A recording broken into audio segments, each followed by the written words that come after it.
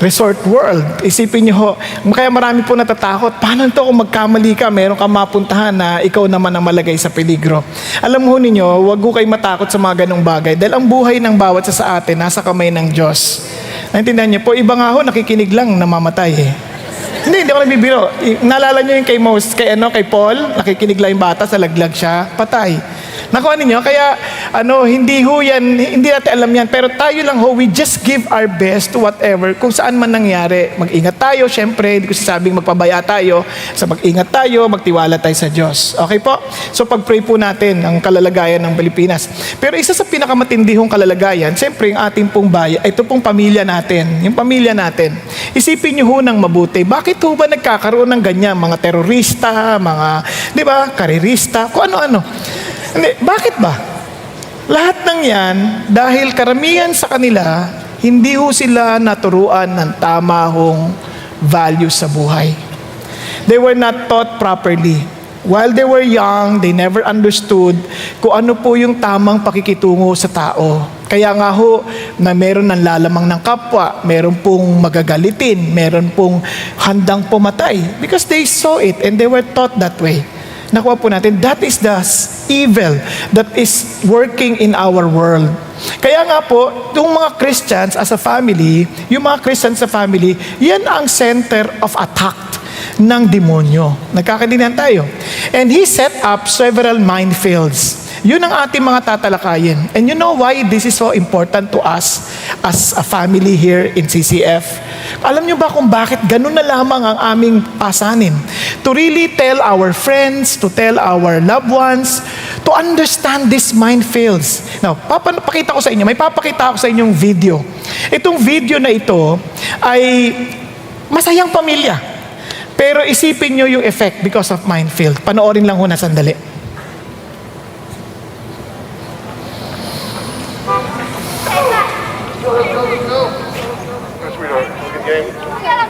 Go. Right? Okay. Hey, what's up?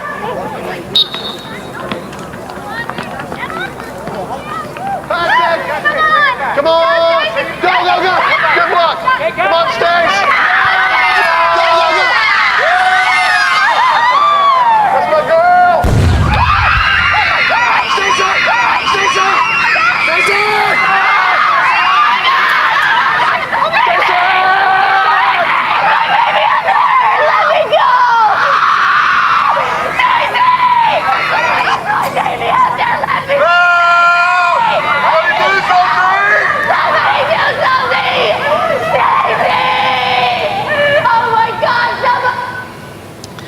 Ayan, sabi nga, if there were landmines here, would you stand anywhere? Isipin niyo ho kung gaano. And to some of us, we're not even aware na nakapasok na sila sa mga bahay natin. We're not even aware na yung landmines ay nandiyan na. Kaya, ito ho yung mga series na ating gagawin. Okay? We will be dealing with the first minefield. Ulitin ko, minefield. Kaya how ito importante? Itong minefield na ito, tandaan nyo ito ha, Satan will not put the minefield na hindi nyo pupuntahan. He will try to make sure na yung kung saan kayo lagi at importante sa buhay ninyo, doon niya ilalagay yung yung landmines na yan.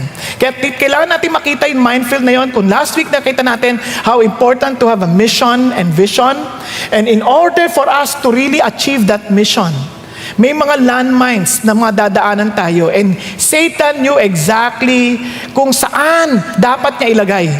And sabi ng Bible, we should not be ignorant of the schemes of Satan. Nagkakaintindihan tayo.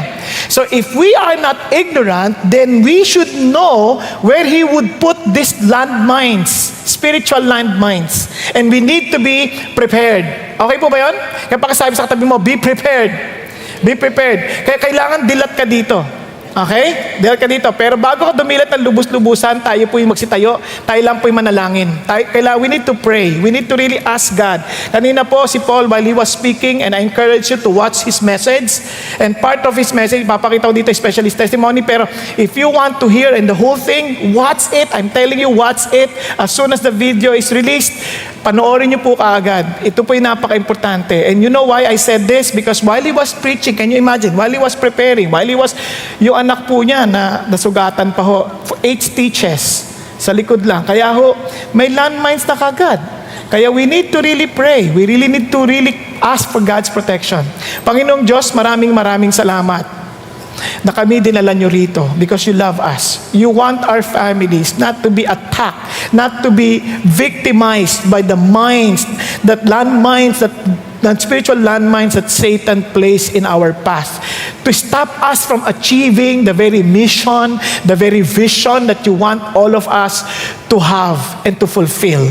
So I pray, Father God, to help us understand it clearly.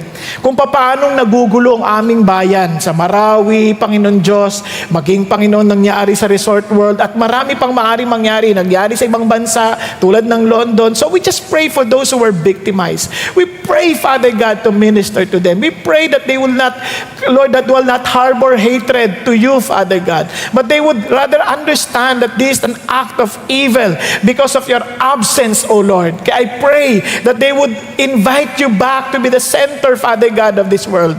Again, salamat, Panginoon Diyos, that you care for us enough, that you want us to be forewarned. Kaya tiningi po namin, Panginoon Diyos, give us wisdom. Give us understanding. Allow your Holy Spirit to move freely in our midst, O God, to accomplish your will. Do not allow us to leave this place, Father God, without knowing what you want us to do, without really giving us a resolution, Father God, a resolve, O God, to do what you want us to accomplish. Father God, I pray for everyone in this room to take your word seriously, and do not allow them to leave this place, Father God, without first encountering you, experiencing you, and allowing us, Father God, not to see you clearly. Again, thank you, God, for your love for us. And I pray also that we would be able to bring our friends and relatives along with us next time, so that we would be able to share also to them, Father God, these warnings. Again, thank you, Lord. I pray for every part of the service, that even the technical equipments would not hinder your work, Father God. Not even ourselves, not even the pastor, not even me, Father God, your servant, would hinder whatever you want your people to do, to know, for God, oh God, in this afternoon. Thank you, God. In Jesus' name we pray. Amen. Amen. Praise the Lord. Now, alam nyo ba kung ano isa sa mga pinaka-importante sa atin? We need to understand from the very beginning, lahat ng ito, in the context of intentionality. Listen to this. In the context of modeling, in the context of relationship, in the context of intentionality, in terms of parenting, in terms of building a family that pleases God. Ano sinasabi ng Diyos? We need to be intentional to also tell our children. And even for the children, in the event na nag-fail yung parents nyo, to be forewarned, then be intentional to know the minefields. Understand where Satan placed them. Understand the warning signs para hindi tayo magkamali. Kung mali yung magulang natin, wag natin sila sisihin dahil meron tayong sariling lakbaying haharapin. So we need to understand this signs. Nagkakaintindihan po. We need to know para alam natin saan natin makikita ito. Saan natin makikita saan itong minefields na ito. We need to be prepared. Okay po ba yan? Now, kaya ho, napaka-importante ito. At isa, because we are relational people, ang number one na nilalagyan ng landmine si Satan, listen to this, are friendship, dating, and marriage. Lahat ng tao, for example, the parents, we want to make sure that our children would have the right friends to be with. Tama ba? Gusto natin, anak natin kasama na tamang kaibigan. Gusto natin yung mga mapapangasawa nila, tama, iba-ibang standard. Ang iba, ang standard nila, napakamundo. Like, car actor. Meron bang car actor yan? Ano ibig sabihin na may kotse ba yan? Di ba? Iba naman, may personality ba yan? Minsan, mali yung kanilang standard. Kaya kung mali yun, tiyak sisirain ang ating buhay. Nakuha natin? Kaya, for example, when it comes to dating, ang dami. Ay ba ang iniisip na sa dating? Ano ba itong dating na ito? Kaya nga lumabas na yung aklat because of the wrong things that they were doing during dates, during their dating, parang time. Kaya ang sabi ni Joshua Harris, kiss dating goodbye. Pwede ba? Wala yung dating na yan. Sa Old Testament times, during the days of Jesus, totoo, wala namang dating. Kasi the marriage were pre-arranged. But whether we like it or not, ang reality natin, meron ng dating. Nagkakanidihan. So what should we do? We need to understand. May landmines nilalagay ang diablo dyan. So we need to understand the warning signs. We need to understand anong dapat natin gawin. Nagkakanidihan po. Now, ito pa pong napaka-importante. How about marriage? Ako, naalala nyo, meron pong mama, magbe-celebrate na ng 20th year anniversary. Nandoon, paggising ng asawa niyang babae, bigla yung lalaki, nandoon, nagmumuni-muni, ang lalim ng iniisip. Sabi ho nung babae na nagising, sabi niya, Sweetheart, anong ginagawa mo? Nag-iisip lang. Di ba 20 years na natin bukas? Oo, 20 years. Naalala mo, 20 years ago, nung nakita ako ng tatay mo na hinalikan kita, naalala mo, tinutukan niya akong barel. Sabi niya, papakasalan mo ba o makukulong ka? Sabi niya, naalala mo kung gaano ka dapat ako katagal makukulong? 20 years. Naalala mo? O, ano kinalulungkot mo? Anong iniisip mo? Laya na sana ako ngayon. Isipin mo yan. Kawawa naman. Isipin mo, yan ang kanyang karanasan, yan ang kanyang utak sa pagdating sa pag-aasawa. Alam niyo, napakasarap ng buhay mag-asawa kung tama lang yung kung alam lang natin yung design ng Diyos. Why? Because, you see, marriage is God's design for us to see how He wants to relate with all of us. Yun ang idea ng Diyos. Now, nakakalungkot, ang daming jokes patungkol po sa mga mag-asawa. Meron pa po isa, tigilan mo na yan, didilim na paningin ko. Yung pala sakal-sakal siya, di na siya makakita at makahinga. Wala, di niyo nakuha. Nagdilim ang paningin ninyo. Kalimutan na natin yan. Now, so why is this so important? The truth is this, dating starts with friendship. Marriage starts with friendship. Tama ba? So pag mali na yung foundation mo, masisira ka na sa dalawa. So we need to be very careful because yung friendship, it talks about who would be with us. Kaya nga, sabi ng Bible, do not be deceived. Why? Because in other words, sabi ni Paul, you and I are prone to be deceived. Maloloko tayo. Walang accepted dyan. Pwede kang maloko. Huwag mo sabihin, ang tali-talino mo, hindi ka maloloko. Hindi totoo yan. Maloloko tayong lahat. So we need to be very careful. We need to be very aware. Bakit? Kasi lahat ng tao pwedeng maloko. Nagkakaintindihan? Kaya nga sabi ng Bible, the heart is deceitful. Kaya nga, be very careful. Do not be deceived. At sabi ng Bible, ano pa? Bad company corrupts good morals. Now, this is something very important. Kapag mali na kasama mo, naku, tapos ka.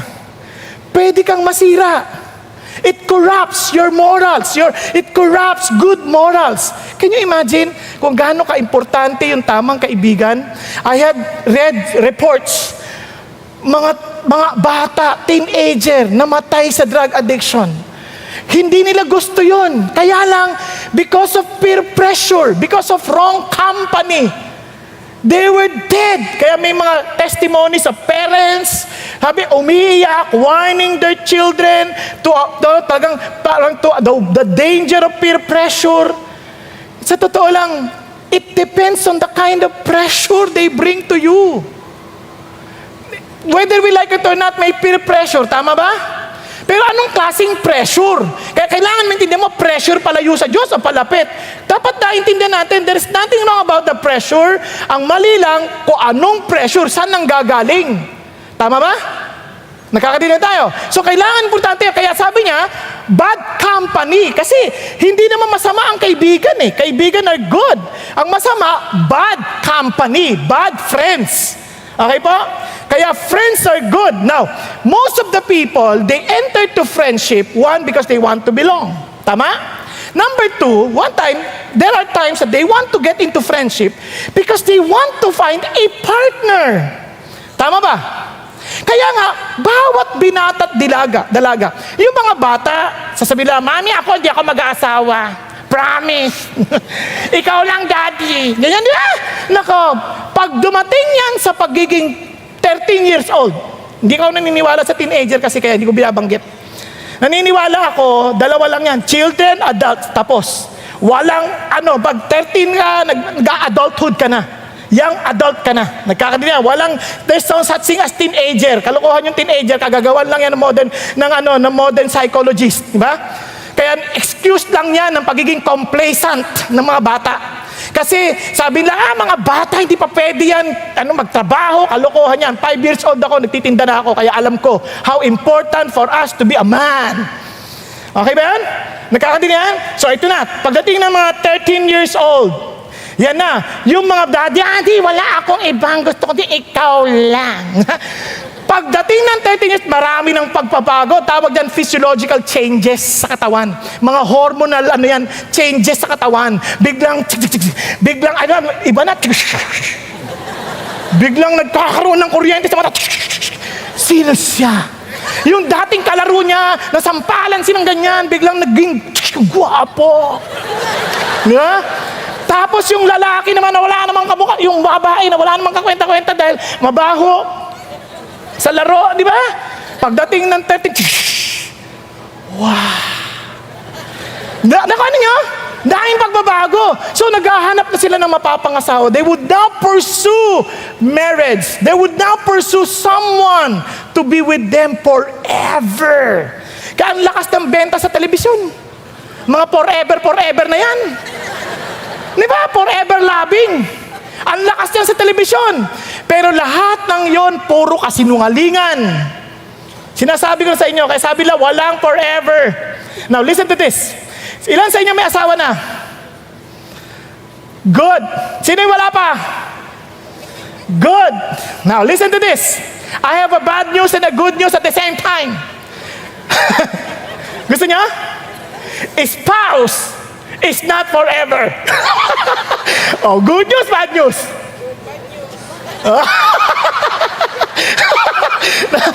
Para sa mga may asawa, yes! Sabi ni iba, yung mali asawa. Hindi tama relationship. Yes! Spouse not forever. Yung mga lalaki, binata, at saka babae, nagdalaga, wow, kakainis naman. Now listen to this. Spouse is not forever. It's a wrong pursuit. Marriage is a wrong pursuit. You know why?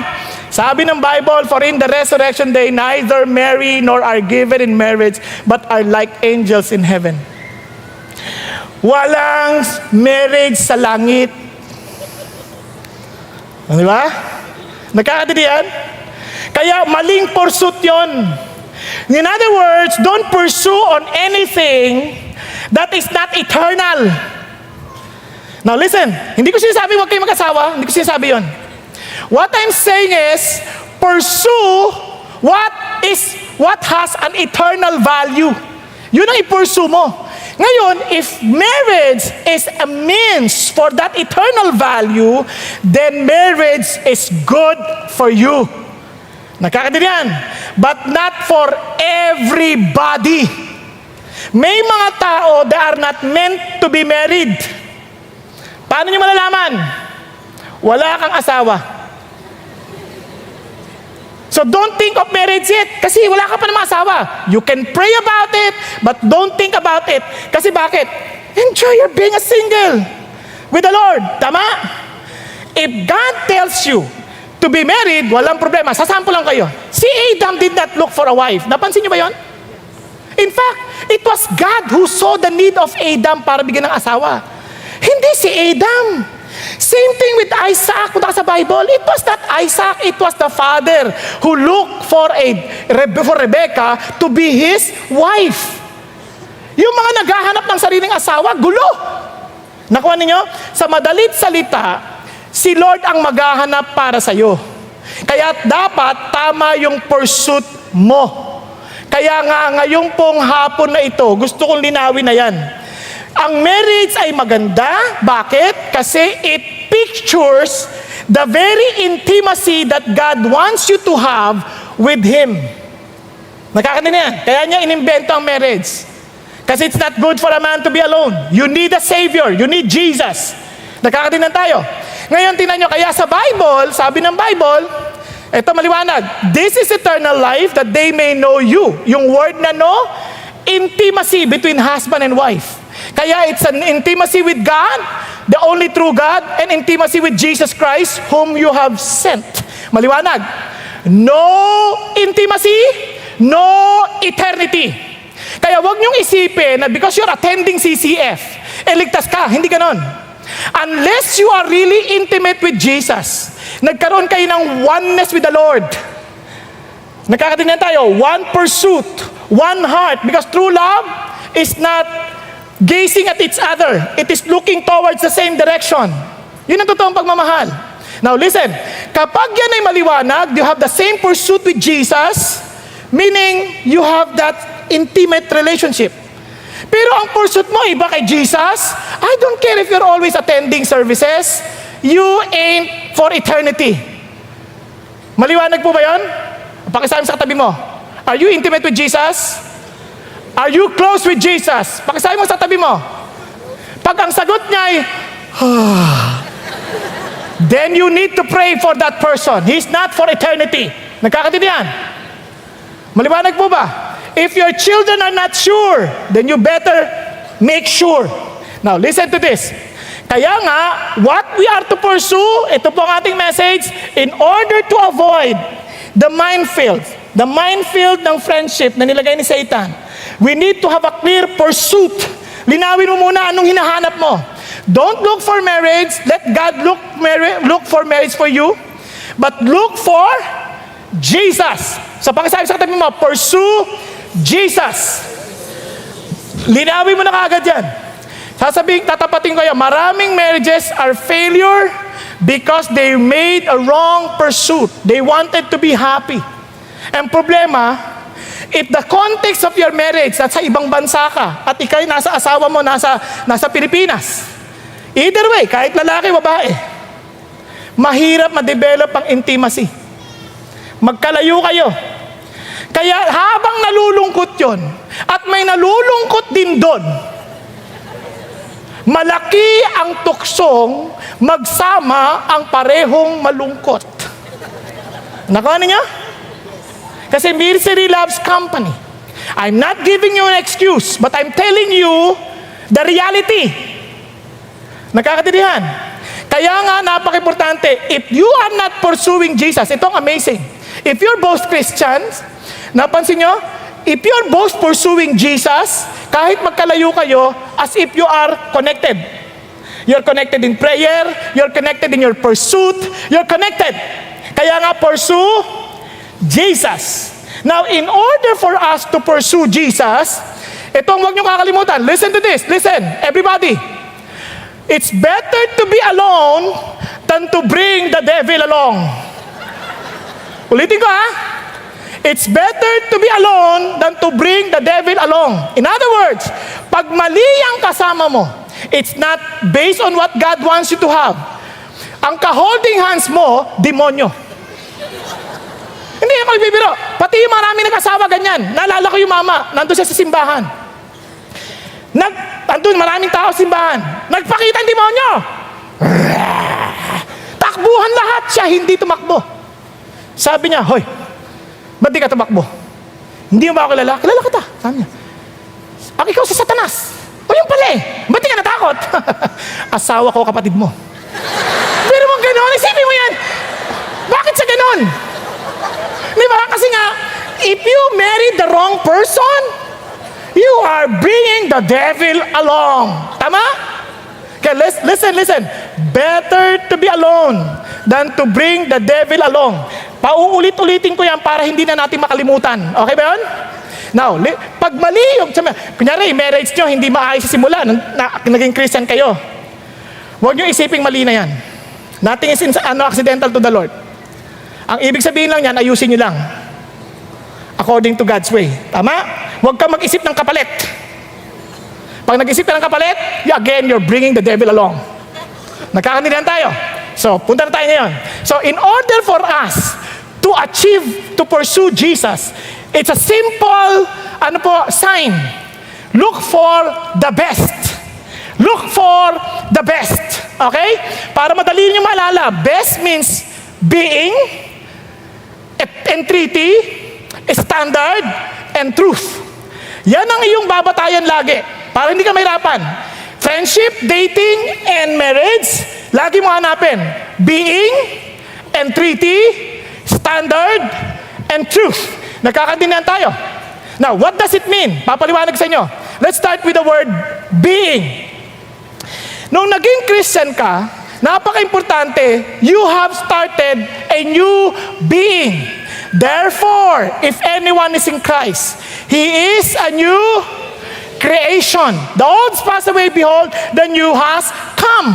Kasabi ni Paul, if you have understood that, you are now a new being. Now, ano sabi niya? Therefore, I urge you, brethren, by the mercies of God, to present your bodies a living, holy sacrifice, acceptable to God, which is your spiritual service of worship. Your new being is for God, for Jesus. Nakakaintindihan? And do not be conformed to this world, but be transformed by the renewing of your mind, so that you may prove what the will of God is, that which is good, acceptable, and perfect. Sa madalit salita, there is a way this world behaves, but no longer for you, because you have a new being. Now, your original being, you are relational being. We are all relational beings. Nagkakaintindihan? Kaya never equate being connected virtually makes you connected to other people.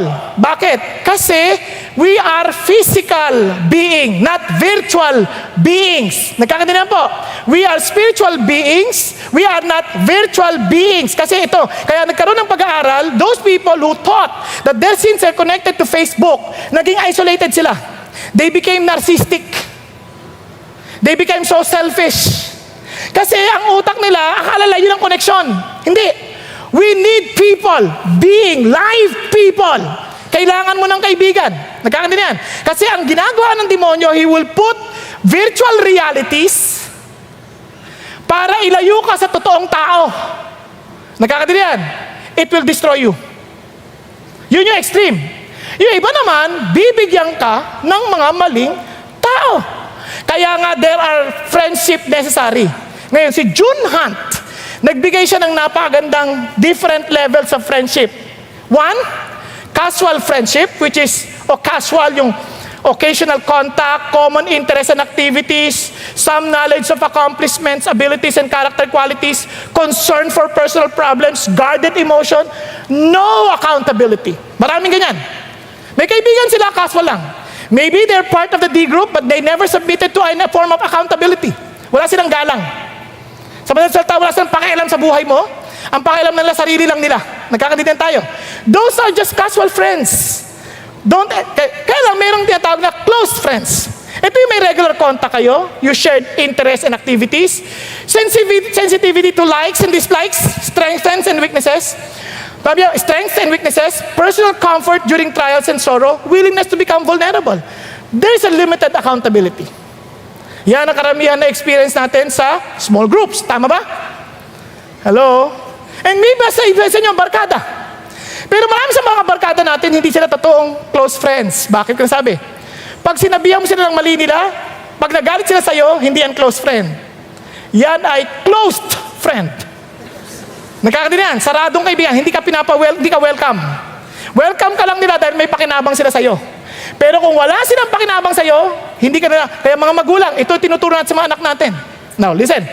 Pero meron pang isang level ng friendship. Yung committed friendship. Committed of quality time to be together. Merong mutual values and life goals. Maliwanag ang mission, maliwanag ang vision. Freedom to help correct character flaws. Personal involvement in defending reputation. They take the risk of transparency. Di sila nahihiya. They open up. They have mutual commitment with sacrificial love. Yun yung level. Alam niyo bang ginawa ni Jesus yun? Look at Jesus. He has casual friends, tax collectors and other sinners. He has close friends, the 8 of the 12. But he has committed friends. Ito yung si Peter, James, and John. Ito yung mga taong pwede siyang i-rebuke, pwede siyang sabihan, Hindi ko sinasabing si Jesus worthy of rebuke. Bakit? Pero he was being rebuked ni Peter. Naalala niyo ba yun? Forbid that these things will happen to you. Tama? And dahil si Jesus is a committed friend, ano sabi niya? Get thee behind me, Satan! Binong tawagin niya yung kaibigan niyang Satanas. Yun ang commitment ng friendship. Kapag yung kaibigan mo, hindi mo pa matawag kung ano siya, kung sakaling mali siya, hindi pa talaga kayo committed friends. Kaya nga ninyo mag-asawa, yan ang totoo magkaibigan. Tinamang-tawagan, bruha. What I'm trying to say, hindi ko sinasabing tama yun. Ang sinasabi ko lang, because you are so free, you're so committed, pero marami sa mag-asawa, they're not even understand what committed friendship is. Pag sinabihan sila, nagagalit sila. They're not committed friends. Nakuha ninyo? Kaya, ito ay isang napaka-importanting signs. Saan ka ba? Ikaw ba may close friends? Meron ka bang committed friends na you are willing to be corrected? Na handa kang masaktan because they care and love you. Nakakaintindihan tayo. Kaya ako, I don't just commit myself to anybody. You know why? Kasi tinatansya ko pa, kinikilala ko pa ng mabuti. Dahil baka mamaya itong tao na to, hindi rin committed friends. Pero ulitin ko hindi importanteng committed siya sa'yo. Ang importante, committed ka sa kanya. Nagkakaintindihan tayo. Naalala ko, may best friend ako noon. Sa isip ko, best friend ko siya. Sabi ho nung asawa ko, best friend mo ba siya? Oo. Best friend ka ba niya? Matinding tanong yun matinding tanong. Sabi ko sa kanya, hindi na importante kung best friend niya ako. Ang importante, best friend ko siya. Nakuha niyo? Kasi it's about your being. Sino ka? Kilala mo ba kung sino ka? It's not about them. It's about you. Kasi nga, pipili ka ng kaibigan based on who you are. Tama ba? Ngayon, ano sabi? True enough, that guy betrayed me. That guy destroyed my name. Pero walang problema. Bakit? Hindi ako nawalan ng kaibigan. Bakit ko nasabi? Nawalan ako ng huwad na kaibigan. Sino lugi? Siya. Dahil nawalan siya ng totoong kaibigan. Okay ba yan? Pakisabi sa tabi mo, maging totoo kang kaibigan. Now, let that be your being. Okay? Let that be your being. Yan ang being ni Jesus. Now, listen to this. Don't be with someone dahil nalulungkot ka. Maraming taong ganyan. Nalulungkot ako, gusto ko maging kaibigan. Tandaan nyo, ang malungkot, naghahanap ng malungkot. Ano yung resulta? Lungkot plus lungkot. Lungkot na lungkot. Now, tandaan nyo to. Kaya marami nag-aasawa dahil malungkot sila. Kalokohan yan. Huwag mong gagawin yan. That's a minefield. Landmine yan. Don't enter into any relationship. Mapakaibigan yan, mapaasawa yan, mapadating yan, dahil malungkot ka. Labas tayo, naiinis ako, nalulungkot ako. Tapos ka, re-raping ka yan. Nakuha niyo yung sabihin? Kasi they will take advantage of you. What I'm saying is, I'm not saying literally raping you, but they will take advantage of you kasi vulnerable ka eh. Kaya nga, lungkot at lungkot pag mong pagsasamahin. Lalong-lalo na kung yung sad at mad pinagsama mo. Because sadness to the point of madness ang aabutin mo. Nagkakahanan nyo? Nagkakahanan tayo? Kasi maraming tao sasama dahil malungkot sila, sasama sa luko-luko. Huwag mong gagawin yan. Bakit? Dadaling ka sa kalukuhan yan. Kaya itong sinasabi ko sa atin. Kaya this is a principle. Who are you as a person?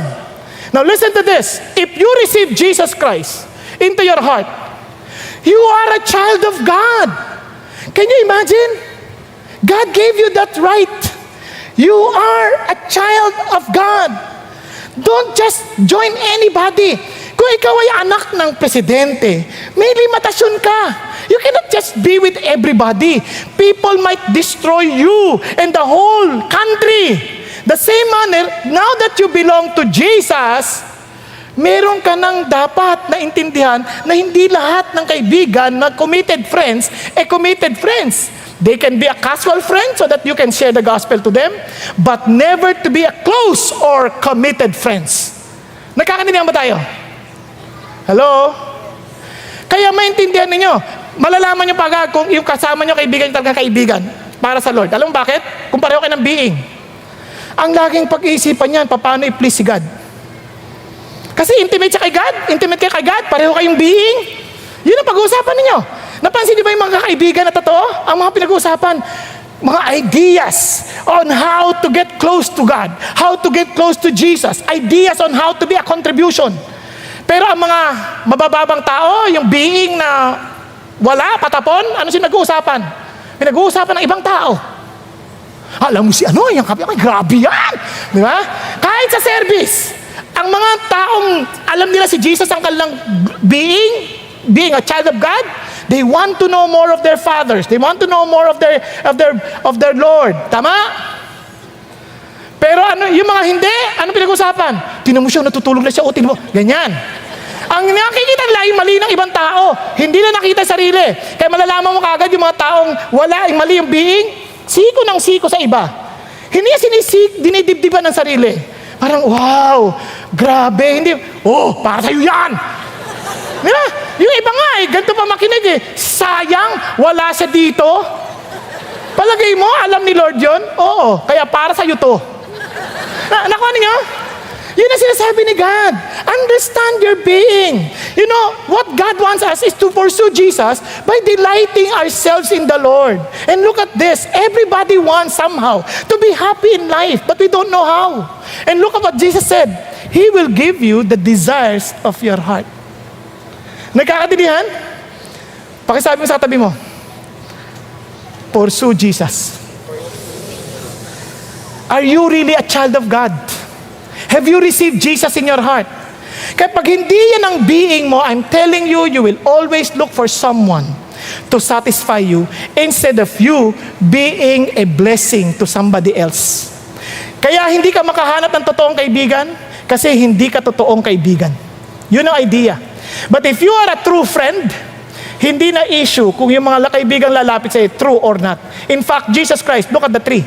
They left Him except for John.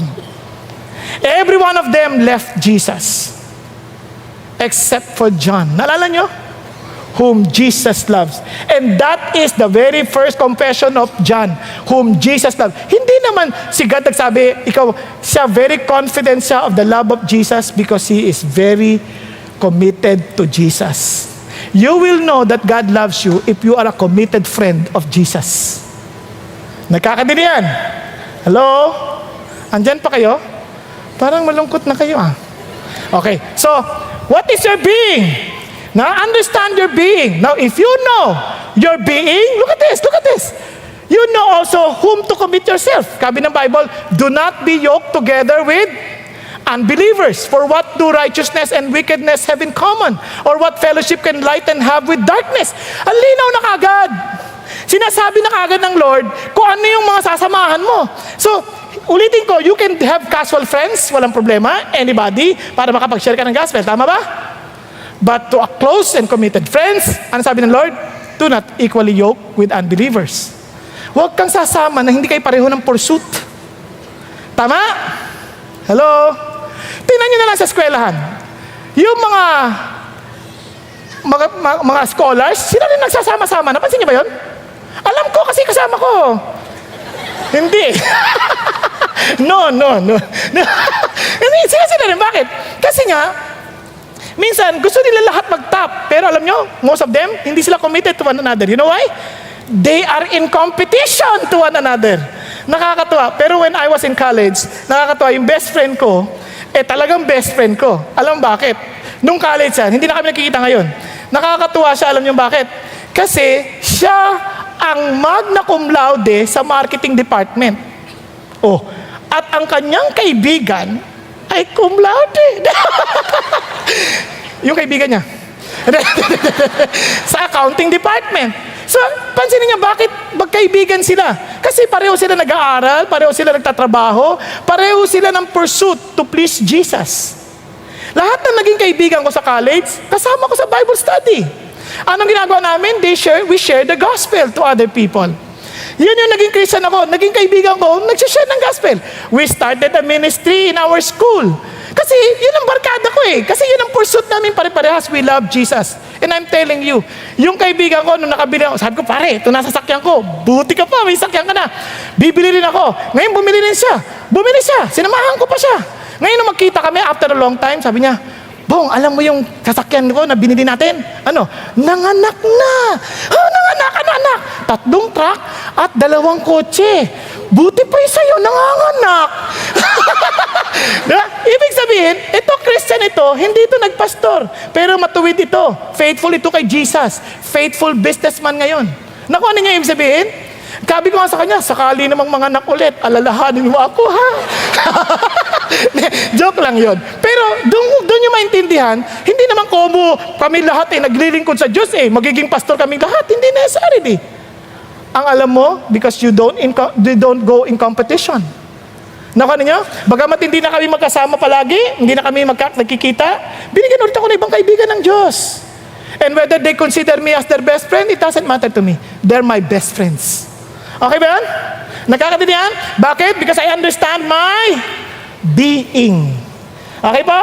Now, let's continue. Ang sabi ng Bible, above all else, kaya bantayan mo, guard your heart, for it is a wellspring of life. Bantayan natin. So how can you be a good friend? How can you understand your being? You want to be like Jesus. Therefore, if there's any encouragement in Christ, if there's any consolation of love, if there's any fellowship of the Spirit, if any affection and compassion, make my joy complete by being of the same mind, maintaining the same love, united in spirit, intent on one purpose. Kaya doon pa lang alam mo na kagad, anong klaseng kaibigan to? Are we on one purpose? Di lalo na pag nag-asawa kayo, are you on one purpose? Kaya mga babae, mga dalaga, pag may nanliligaw sa inyo, gato unang tanong ninyo, saan ka ba papunta? What is your mission in life? What is your vision? Kung pareho kayo, you're cute. Ganun lang. Pag hindi kayo pareho, you are the devil. Ganun lang kaliwanag. Kung pareho kayo ng pursuit, pareho kayo si Jesus ang pursuit ninyo, and you have a mission and a vision. Ang problema, yung iba, wala rin mission at vision. Ang isip na kaya, ang dating sa kalagyan, say, I'm cute. You like me? Ganun lang ang lalangyari sa kanya. Yun ang mangyari sa kanya. Bakit wala siyang mission at vision? Nakuha natin. Kaya maliwanag ito, you have to have intent on one purpose. Do nothing from selfishness or empty conceit, but with humility of mind, regard one another as more important than yourself. Ikaw nagtatrato kang importante siya. Nagtatrato kang mahalaga siya. I rejoice in my friends' victory. Honestly, I rejoice in their blessings. I praise God for them. Nakuha ninyo? Pag sila nagtatagumpay, masaya ko, saya ko. Other people, pag nakita sila, wow, I'm happy. When people say, kunyari, even with our fellow pastors, pag sinabi na iba, nakaka-bless siya, praise God. Praise God for him. Hindi yung, alam mo, nakaka-bless siya. Mali naman tinuturo niya May mga ganong pastor, maniwala kayo sa akin. Because they're not friends. But if we have one heart, just as Jesus, tingnan niya, sabi niya, do not merely look out for your own personal interest, but also the interest of others. Hey, have this attitude in yourself. Which was also in Christ Jesus. Maliwanag? So sabi ng Lord, kapat kapareho ka ni Jesus. Dapat ang heart mo is to be like that of Jesus. Having a clear purpose, having of understanding na ito yung direction ng Diyos sa akin, at maniwala ka sa akin. Anong promise ni God sa iyo? Sabi ni Jesus, tingnan nyo ang gandang promise ni Lord. God, for this reason, God highly exalted him and bestowed on him the name which is above every name. Yun ang heart ng Diyos. He wants to bless you. He wants to give you the right friends, but be the right one. Okay po ba yan? Pakisabi sa katabi mo, pursue Jesus, be the right friend. Be the right friend. So what is our message? Pursue Jesus. Let me repeat. Better to be alone than to bring the devil along. Nagkakaintindihan tayo. Nabalik tayo sa pangalawa. Entreaty. Why entreaty? Why do we need to entreat? Why do we need to pray? Why do we need to ask God?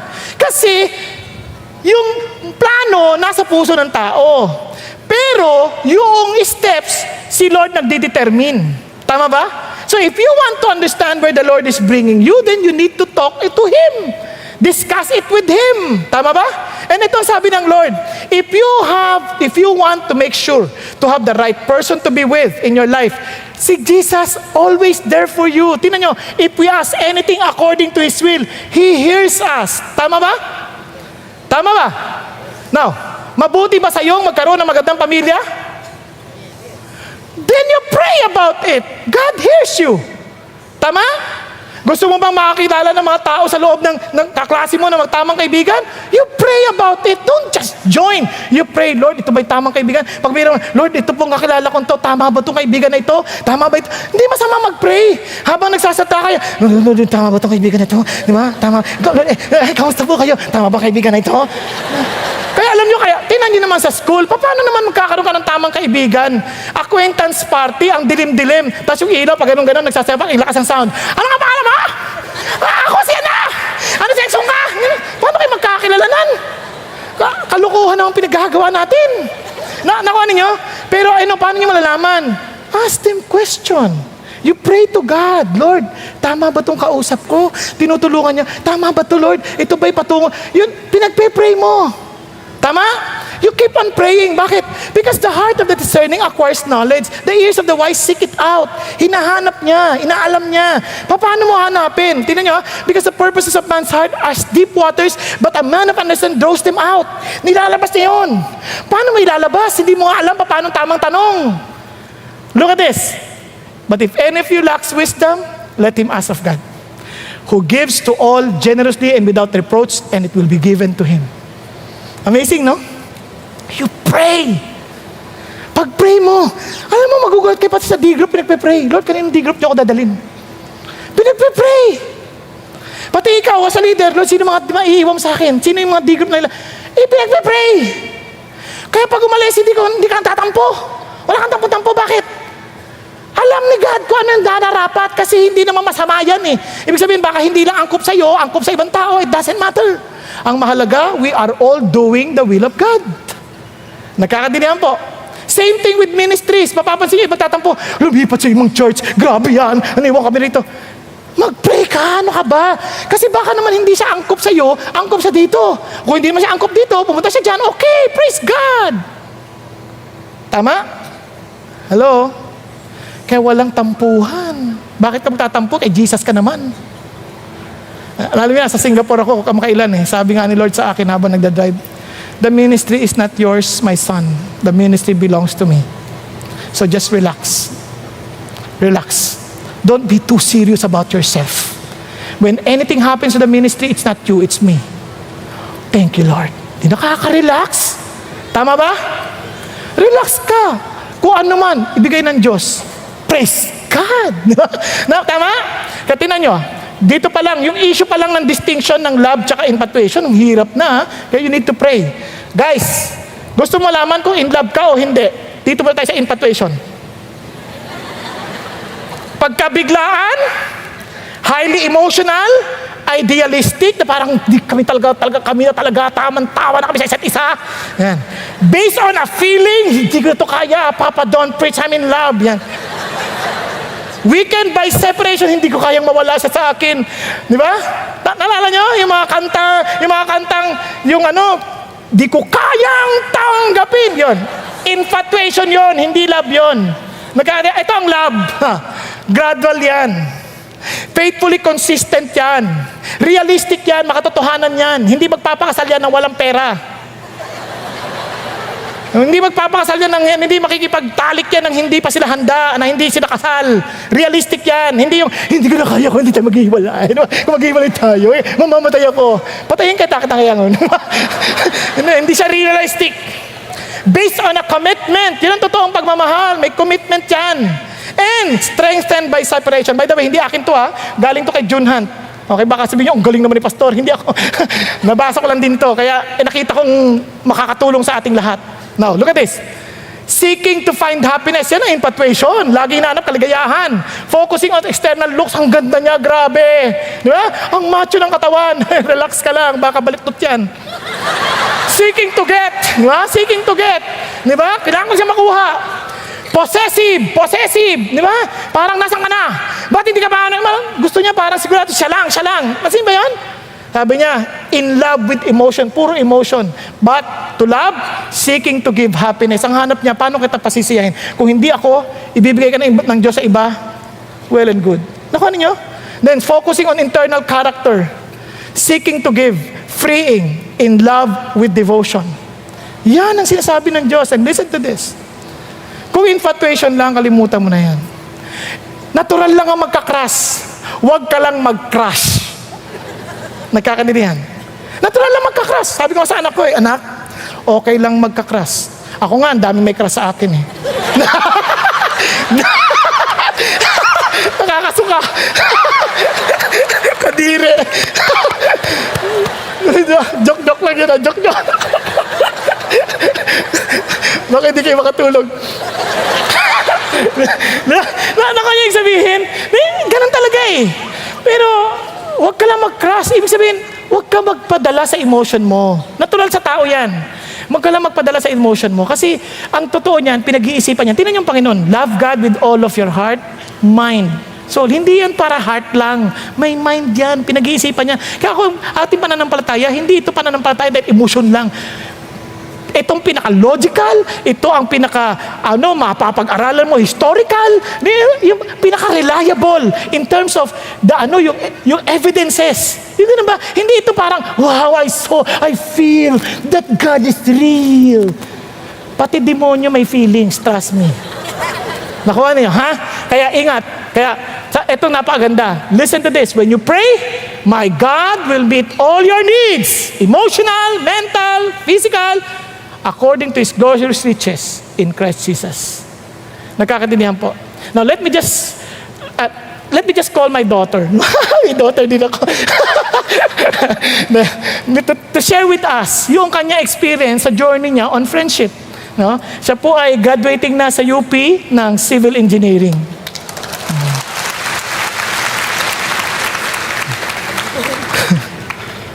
Good afternoon po.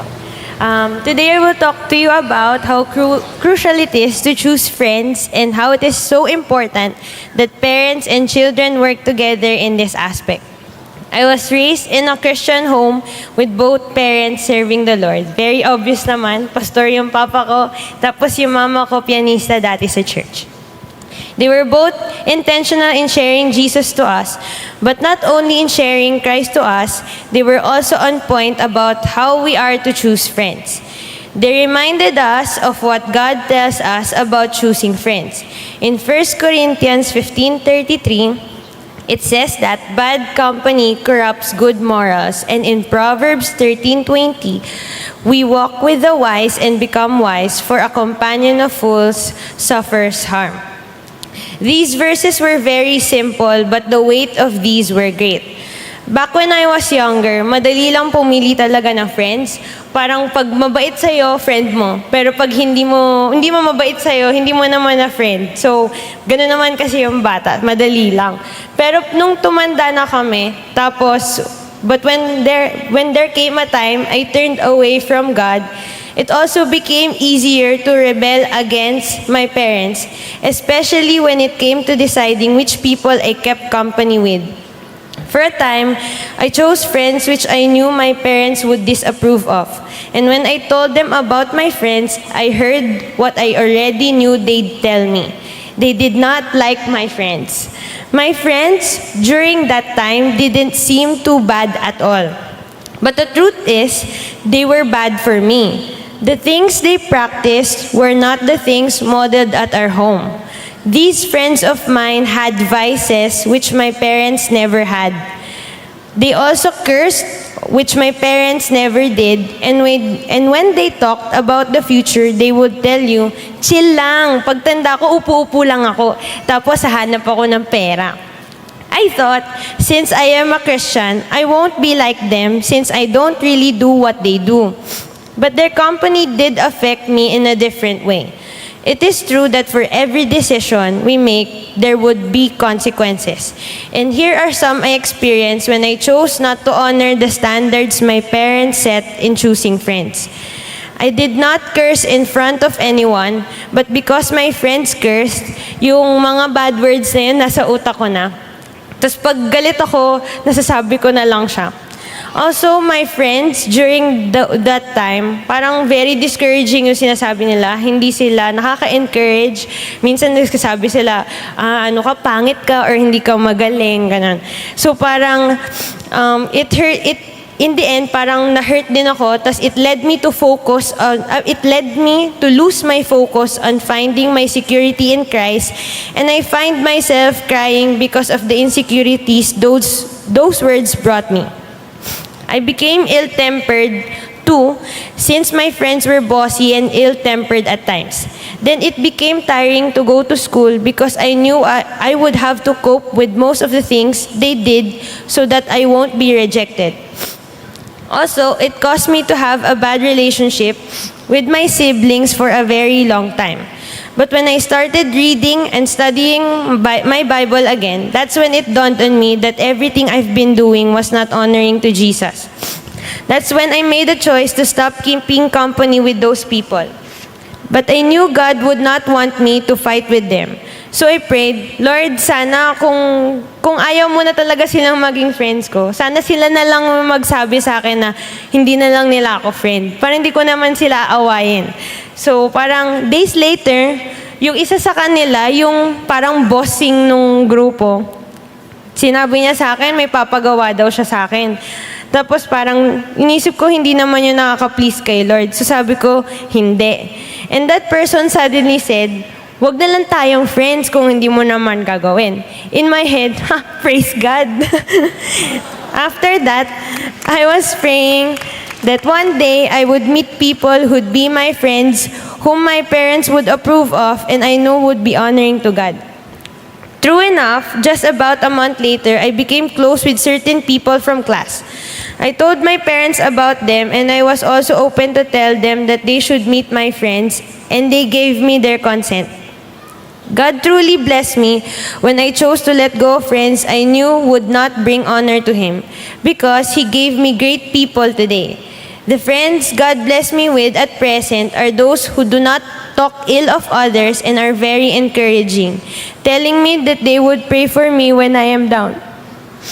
Some of them curse, pero alam nilang hindi na ako nagmumura.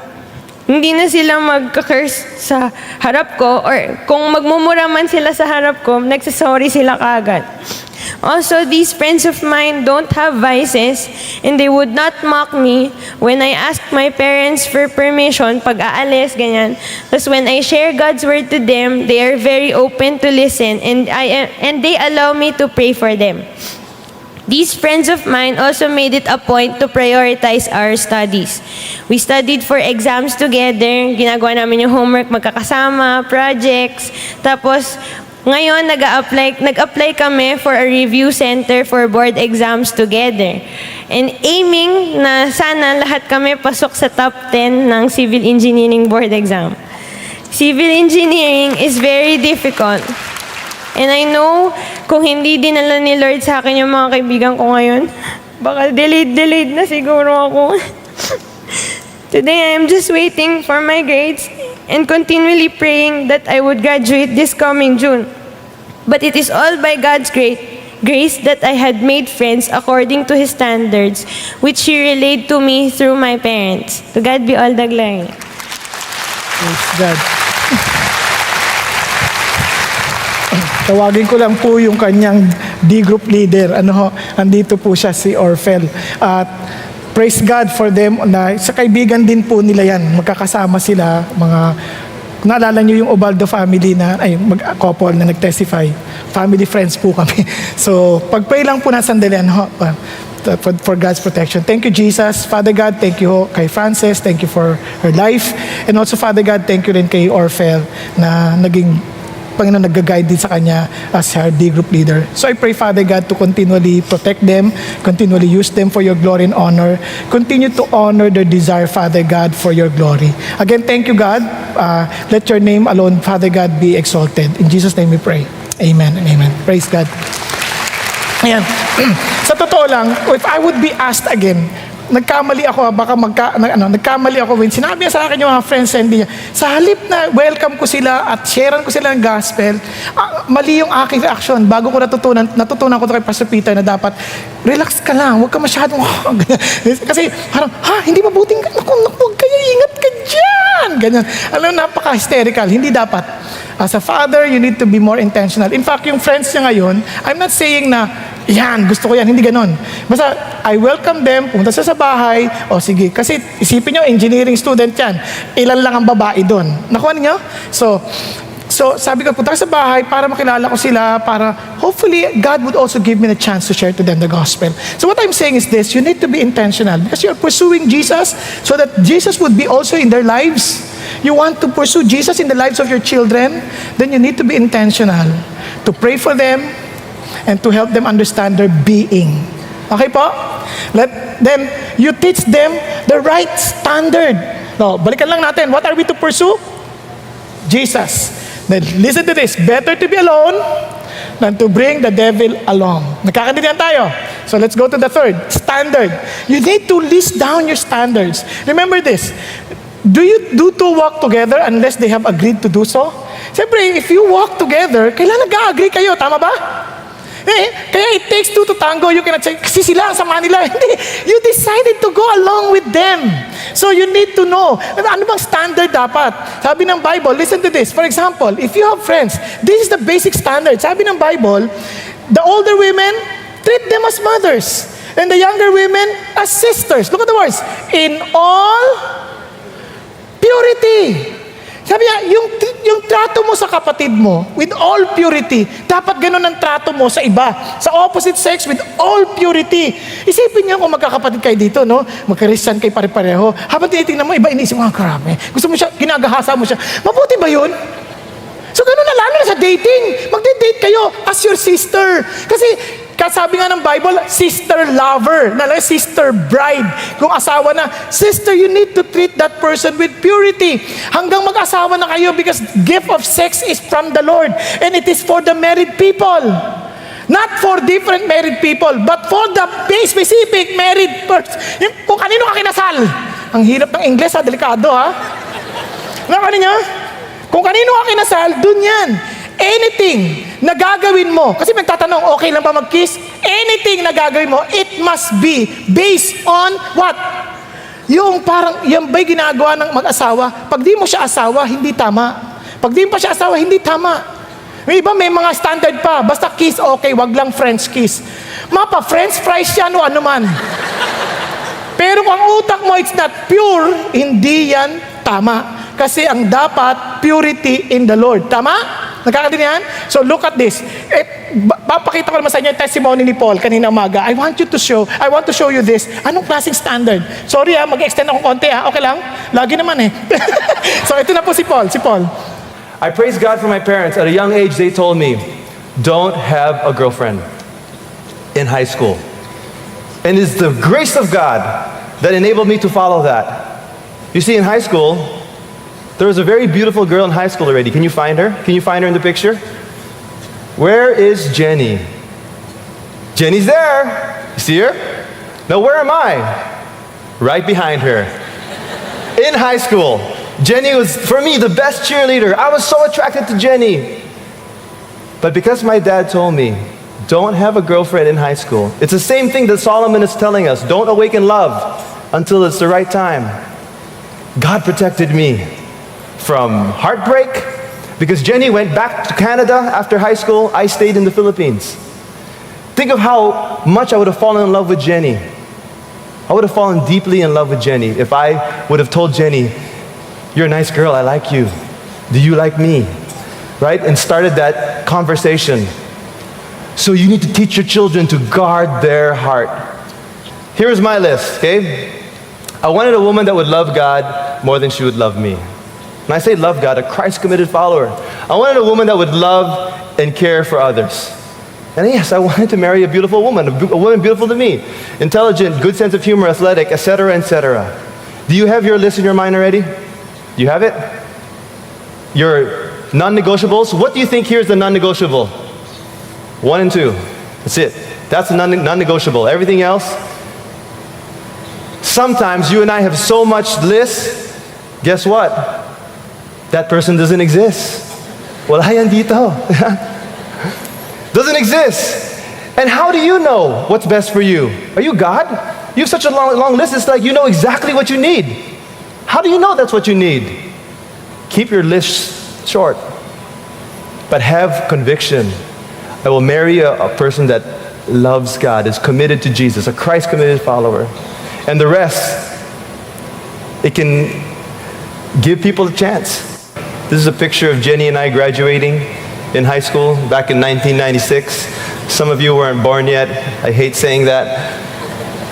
This is a picture of the first time I told Jenny I love her. It's the same time I asked her to marry me. Love is such a big word. I feel I wanted to say it when I could really, truly love her forever.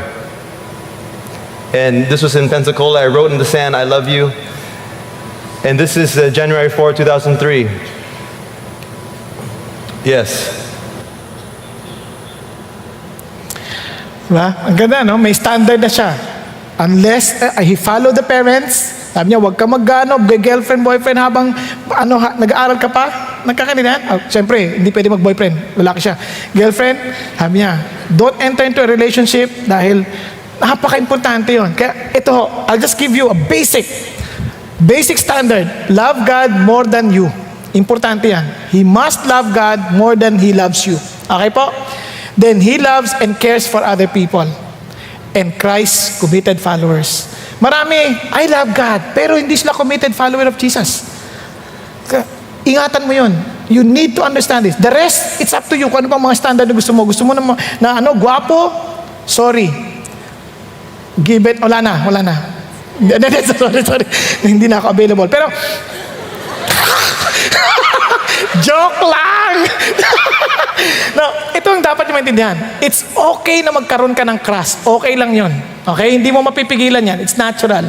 But do not allow your crush to crush you. Okay? Wag kang papayag. Sabi niya, okay lang magka-crush. Normal lang yan, nagkaka-crush. Alam ko yan, ang daming may crush sa akin noon. Joke lang. erase. But you need to have that standard. Again, listen to this. Ang standard mo, if He loves the Lord, He will treat you with purity. For example, older women as mothers, younger women as sisters in all purity. Yan ang trato sa'yo. When you date, when you paptratuhin ka sister, natatanong siya, okay lang bang i-kiss? Tanongin mo sarili mo, anong klaseng kiss? Kiss na parang ang sister. Kasi with purity. Wala na yung tatanungin pa sa akin, ano ba yung French kiss ba yan? Kahit French fries pa yan. Ang issue, if you do anything that is not something pure, if you do it to your sister, then you know. Kasi, paano yun? Diba? Hindi mo pa siya asawa. Pag asawa mo na siya, ang tawag yan, sister bride. Tama? So, yung sex is a gift from God. But it is only for the couple who are already married to each other. Diba? Hindi married to another, but married to each other. Okay? Kaya napaka-importante yun. Now, kaya nga kasi bakit ang calling natin? We are not called sexual immorality. That each of you should learn to control his own body in a way that is holy and honorable, not passionate, just like heathen who do not know God. If you know God, you will not be like them. Now, bigyan ka lang tayo ng sample sa Bible. Mabilis na to. Halimbawa, anong klaseng tao? In Ruth, if you read Ruth, you will be surprised. Si Boaz, ito ang admirable man. Financially responsible, strong in leadership, protective, focused in character, generous. Sa chapter 2 pa lang yan. Admirable woman, diligent, submissive, wise, virtuous, unselfish. Admirable man, compassionate, decisive, trustworthy, industrious, committed. Yan pa lang yung sa lalaki. Women, grateful, courageous, trusting, hardworking, committed. Now, if you want some more, women, understand Proverbs 31. Men, read Proverbs 31. At least you know who to choose. Nagkakatindihan tayo? Para that's kung ikaw naman babae, at least you know anong klaseng babae ka. Proverbs 31. Aside from this. Now, kaya ang message natin ngayon, pursue Jesus. Because if you pursue Jesus, you are looking for Jesus in the life of these people. Friends, the person to date and to marry. Pursue Jesus. You see, listen to it. Better to be alone than to bring the devil along. Lastly, best, truth. Alam niyo, this is amazing about life. We need to be We need to stand on the truth and to be truthful ourselves. Kasi sabi ni Jesus, Jesus was saying to those Jews who had believed Him, if you continue in my word, then you are truly disciples of mine, and you will know the truth, and the truth will make you free. May truth on your relationship with Jesus. Kasi hindi pa pwedeng wala kasing ganun eh. Dahil tinasabi ni Jesus, you are my friends if you do what I command you. So maliwanag na kaagad. Una, truth about your motives. What is your motive? Are you entering into friendship, dating relationship, or marriage because of you want to please people or you want to please God? Tingnan mo si Paul. Sabi niya, am I trying to please men? If I were still trying to please men, I would not be a servant of Christ. Now, what about, kasi pag nakita mo to, about the truth about timing. Sabi ng Bible, prepare your work outside and make it ready for yourself in the field. Afterwards, then build your house. So, dapat klaro na sa'yo. Ano yung pursuit mo? Klaro na sa'yo. For example, ako as a person, when I got married at the age of 25, it was very clear. Tinawag ako ng Diyos to pastor. Isipin nyo, during that time when I committed myself to pastoring, walang bayad yun. Walang sweldo yun. But I knew God will provide for my family because it was very clear that I'm called to minister. Nagkakaintindihan tayo? Kaya ready na ako, handa ako, alam ko yung direction ko sa buhay. Pero kung hindi ako sigurado, pastor ba ako, negosyante ba ako, kung hindi ka klaro, wag. Yung kaibigan ko, yung best friend ko nung college, hindi na kami nagkikita ngayon kasi matagal na kami nagkahiwalay, pero as a friend, as best of friends. Kasi pipiliin mo yung kaibigan mo eh. Pareho kayo na, piniprepare niyo yung sarili niyo. Alam niyo, kakatawa yung kaibigan ko. Siya, hindi siya tinawag na pastor. Tinawag siya maging negosyante. Alam mo, ang ganda sa magkaibigan, siya, magna cum laude. Ako, yun na yun. Hindi. I graduated cum laude during my days. So, sa marketing siya, accounting ako. Pero ito nakakatuwa sa amin. Noong nagtatrabaho kami pareho, nagtitinda siya ng biskwit, nagtitinda ako ng kakanin. Bumili ako sa sasakyan, bumili siya sa sasakyan. Nung nag-college kami sabi niya, Bong, yung bilhin natin sa sasakyan, naalala mo? Sinamahan mo ko? Nagkita kami, nanganak na. Ha? Talaga? Anong anak niya? 3 truck, 2 kotse. Grabe yung sasakyan mo nanganganak ka. Yung akin, okay naman, nagpapalit lang siya. Pero hindi siya nanganganak. Sabi niya, pag nanganak naman, bigyan mo ko Pero biro lang po yun. Pero alam niyo nakakatuwa, but he's a faithful follower of Jesus. We are all sharing the gospel together. In fact, yung mga naging kabarkada namin, we started our own ministry in our school. Bakit? Kasi klaro yun. Kaya if you want to get married, before getting married, prepare yourself first. Sino ka ba talaga? Saan ka papunta? Anong gusto mong mayari sa buhay mo? Kung naliligaw sa'yo, walang trabaho, wala pang, hindi niya alam kung sino siya, kung ano gagawin niya sa buhay. Tapos sabi niya, I love you. Bibigyan kita ng magandang buhay. Paano? Sino ka ba talaga? Ano ba po direction mo sa buhay? Wala. Basta, I love you. Tigilan mo ako. Naku, ano niyang sabihin? That's the truth about timing. May timing sa lahat na bagay.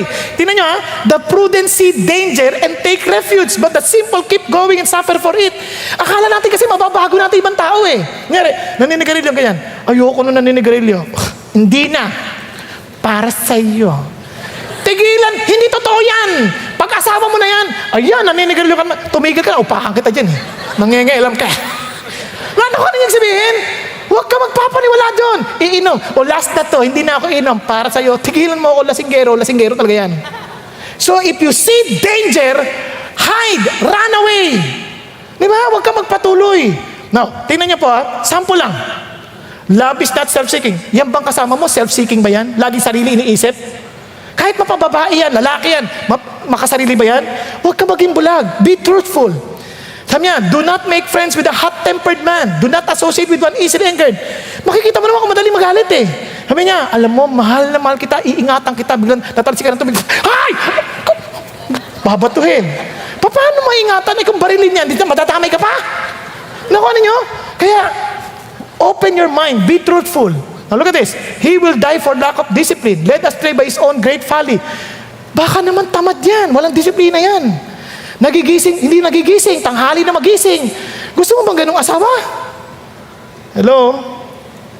So be open, be truthful. Now, what I want you to do is this. I pray that you will not just enjoy the message or listen to it. Ito, I want you to understand something. I want you to do something. Make sure you know who you are. Because Not knowing who you are makes you unprepared for right friendship, right dating, and right marriage. Alam niyo bakit? You know someone who understands his being. Hindi niya kailangan bantayan. Ang taong doing lang, nag-aantay na magbabantay at magagalit. Kaya nagtatago. A person who understands his being, with or without somebody looking at him, he will do what is right. Nagkakatindihan tayo. Number 2, start praying who to be with as a friend, who to date, and who to marry. Nagkakatindihan. Di ba sama mag-pray? Lord, tulungan mo ko. Samahan mo ko. Bigyan mo ng tamang kaibigan. Narinig yung sinakwento ng anak ko. Make a checklist of your standard. Lagay mo. May non-negotiable. Love God more than me. Tapos love and cares for others. Tapos, committed followers of Jesus. The rest, siyempre, pipili ka na rin naman, gwapo na, o maganda na. Tama? Kaysa naman pilitin mo, ang pangit-pangit, grabe, ano ba to? Diba? Kasi, ang ganda naman, hindi naman pare-parehas eh. Sabi nga, beauty is in the eyes of the beholder. O, maliwanag naman yun. So, maganda sa'yo, maaaring hindi maganda sa iba. Mahalaga, maganda sa'yo. Okay? So, intelligent, kung anong plano ng Diyos sa'yo, if God wants you to become a president, then choose someone who is a first lady like. Tama? Nakuha niyo? Huwag yung katulong nyo. Hindi ko iniinsulto yun, kaya lang baka hindi yun ang kawag niya. Because she needs to be somebody who can also be part of the government. Tama? Sample lang yun. Okay po? Now, and be truthful to yourself. Listen to this. If your friends do not meet God's standard, bring them to Jesus. Share to them the gospel. Or, give them up to Him. Be truthful to yourself. Okay po? Ikaw lang din ang magsasuffer ng consequence if you are not. But God wants to bless you. God wants to guide you. God wants you to have a good life with Jesus. Pursue Jesus. Okay po? Pursue Jesus. You have a right being. You start praying. You have someone to talk to guide you, to answer you. And then God will give you the standard He wants you to have.